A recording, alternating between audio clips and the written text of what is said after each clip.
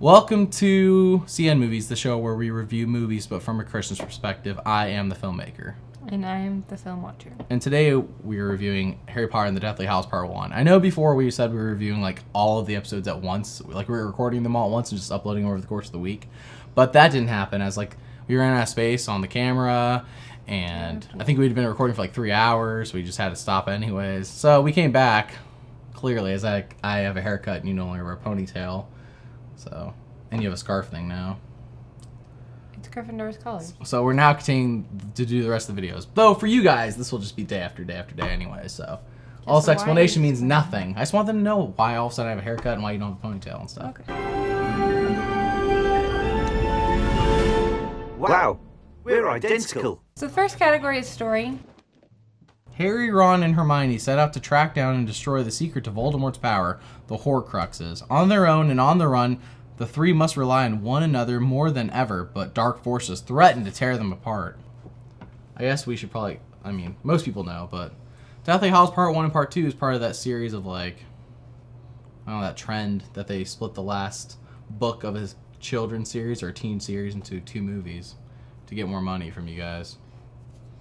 Well, to be fair, Deathly Hallows is a very large book, but also not all of it had to be in the movie. No, that's what they were doing with like Chamber of Secrets, and they felt like they put the whole book in the movie. But anyways, so yeah, the story though, it was terrible. It was very slow paced. There was almost nothing I liked about this movie story.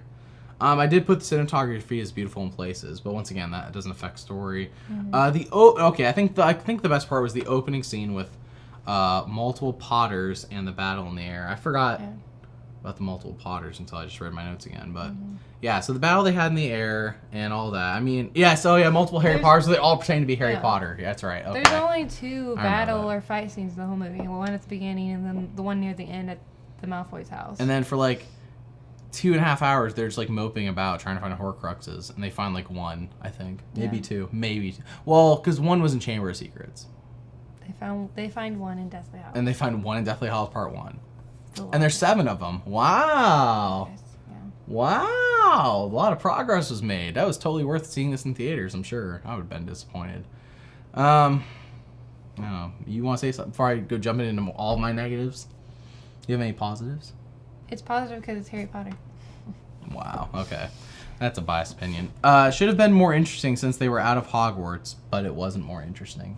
Because they didn't go to Hogwarts. Like, they weren't in Hogwarts at all in this movie. Because they don't go to Hogwarts at all. I'm just saying, they weren't in Hogwarts at all. And it should have been interesting. Like, wow, we're actually going to see them not in Hogwarts. And it's kind of like, I don't know. It just wasn't interesting. Anyways, an hour, and I do remember watching that and thinking after it was done, I'm like, this was like an hour's worth of story. Hours worth of content stretched into 2.5 hours.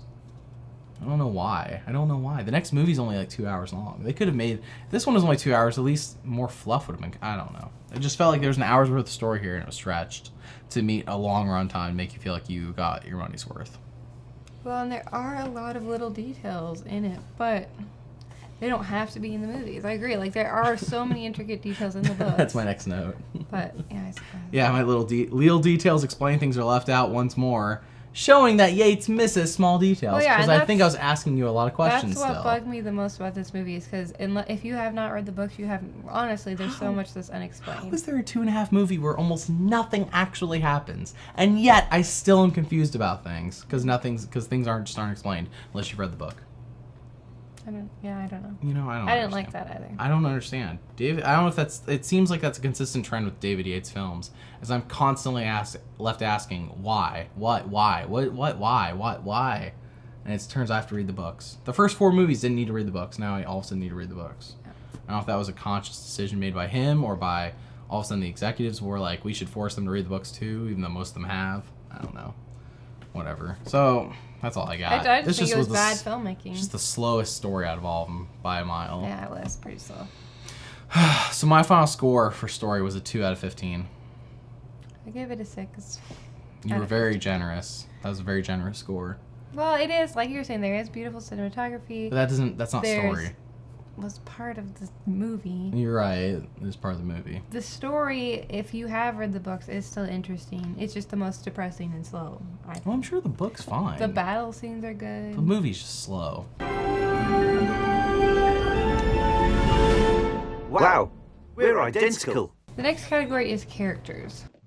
I put Harry, Ron, and Hermione as usual plus. So it must have as usual meant that they just got better, like they do in every movie. I think in this movie, obviously, they showed they were a lot more desperate. There was a lot more.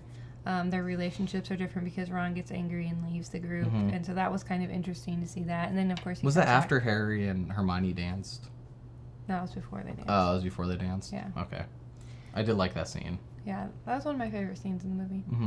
Mm-hmm. Yeah, so the characters stay true to themselves, which was good, but at the same time, they're still developing, which is also good. Yeah, I didn't like that there wasn't any Snape or Voldemort. There was barely any Snape or Voldemort in this movie. In the movie that's supposedly leading up to this finale, and Snape and Voldemort are like the main people you know on the bad side of things. You don't see almost anything of them. So like it's like there's no lead up. I don't know. I don't know, man. This movie's so frustratingly bad. Not like it's bad, like it's not like you're not like watching, Sharknado bad. It's just very boring. Okay. Like dating a cookie cutter girlfriend, You ever been there? Because if you have, you know what I'm saying. No, I've never been there. No, I know you haven't, because you have an interesting husband. Oh, we're so in love. The only thing I put is I just love Luna. I think she's amazing. And Luna? Yes. Oh yeah, Luna's when they're in the dungeon, cool. in the Malfoy's dungeon, she's like, "Oh, hi Harry. What are you doing here?" Like she's in a dungeon and she's obviously been like beaten up or something, and she still has like this positive attitude kind of thing, and it's just cute. That reminds me, I miss Ron's old girlfriend. Oh my gosh. Her and Luna should have been like BFFs. No. Yes. Ron's old girlfriend, Susan, and Snape. Three's Company. There you go. I would definitely 10 out of 10 would watch that.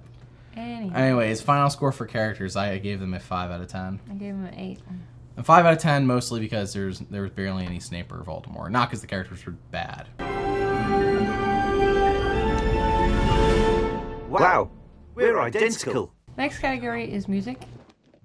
The music same as always, so 5 out of 10. I gave it a 6 out of 10. We don't shake hands.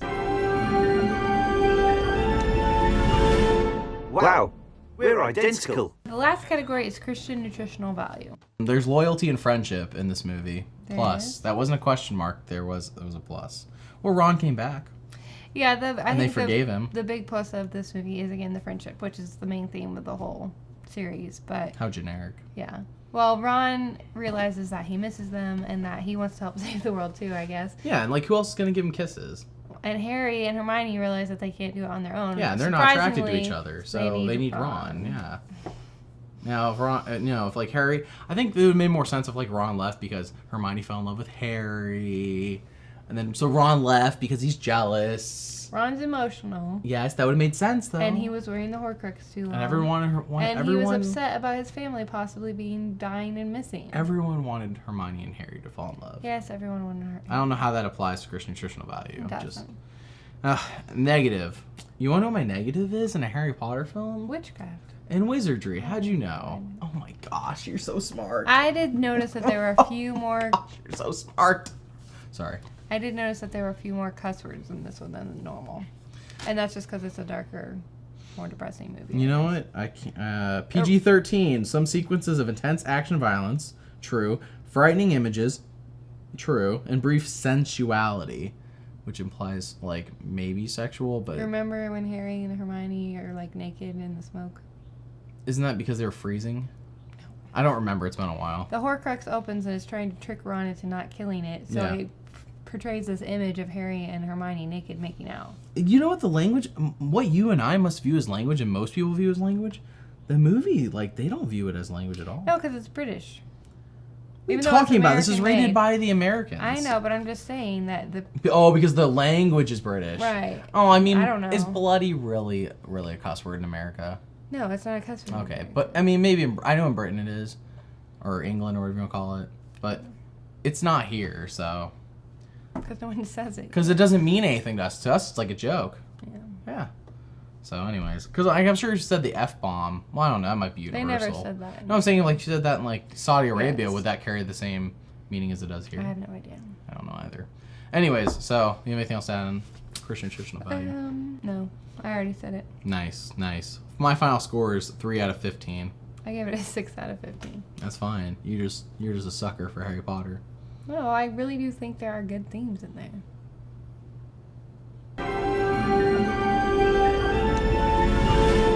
Wow, we're identical. Not yet, you're not. Our final score for Harry Potter and the Deathly Hallows Part 1 is a 41 out of 100, and I do not recommend it. Obviously, I do. I do not. Like, if you saw the previous film, you could, honest to goodness, just skip to Part 2. And know that they found one Horcrux, right? One Horcrux? They found one Horcrux in this movie, and nothing else happened. You're good. Like, that's all you needed to know. So when you see the next film, you're like, oh, they have 5 left to find, and they got to fight Voldemort. That's it. That's all you need to know. Anyways, there's a bunch more. But anyways. It's all little stuff that doesn't affect the overall In plot. general, if you're going to watch the series, you're going to watch the whole thing. I know. Obviously. I mean, like, this is why I always find this movie for dirt cheap everywhere I go. I'm like, I always wonder why I found Part 1, like, on Blu-ray for, like, $5 when all the other movies are, like, 10 or more. It's because this one just isn't good. Nobody, who the heck wants to rewatch this film? It was just a means to getting to the end. Stay tuned, as tomorrow we review Deathly Hallows Part 2. If you didn't see that coming, are you high? Remember to stay tuned, subscribe, and bye.